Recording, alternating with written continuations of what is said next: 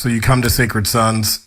I said this recently to another brother. It's like, I know what we do is powerful, but ultimately you are doing that work, to overcome addiction or to break through obstacles. What was it for you that really allowed you to break free from addiction? Connection, without a doubt. Yeah, every time.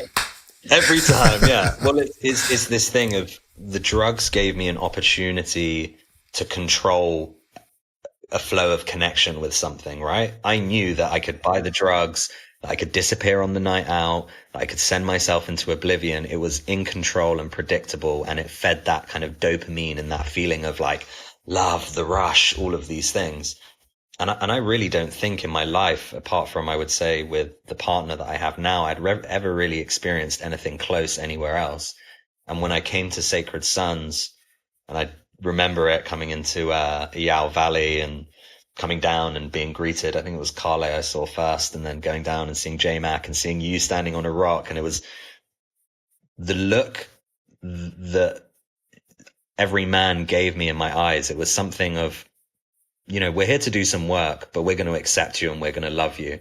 And that was just before I even walked into the opening ceremony.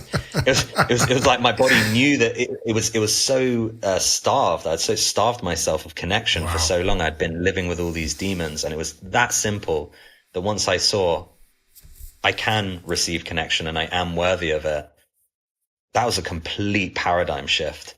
Drugs did not. Even after when I relapsed a few times when I was trying to get sober, drugs didn't work the same way after that, because I knew that there was something better, and that was genuine human connection and people who cared about me. So that for me was the power, but also the simplicity of it. That is so powerful, especially in a world that is starved of connection. And I'm not saying everyone everywhere, but broadly, this rise of technology, social media, digital connection has deeply starved us of the nourishment, of the nutrients of actual in-person, eye-to-eye, heart-to-heart, truth-to-truth connection. This world is starved of it. And connection is as important as food and water. There's no we need food and water to survive, and connections if or a maybe. To survive and to thrive, we need connection. So for me, it's just when I think about that journey, what could have been different? It happened all perfectly. I don't regret anything. I'm so happy to be where I am now, and for all of the divine journey and the lessons and all of those things. But when I think of my children, and I think of the children growing up without a father, or the people who experienced what I did, I think, how can we just give them this branch of connection to potentially hold on to? Yeah. How can we start to bring that into society, into schools, into this work, into organizations? And it's just that simple thing that if we can do more of that, I truly believe that amazing things will start to happen. And we're doing it. So. And they are. It's not even a belief anymore, bro. This shit is verified, time tested, proven at this point. And I hear you too, though, that it's like we believe that there is, a better world that is possible. We believe it with every ounce, every cell of our being. And we know it to be true because prayers have already been answered. As Sacred Sons, we've been doing this work now for some time, a few years, or 6 years specifically. But like you being here today is a prayer answered. And there has been so many prayers answered simply through the connection of other brothers. And it doesn't have to become more complicated than that. And I love that about what you said.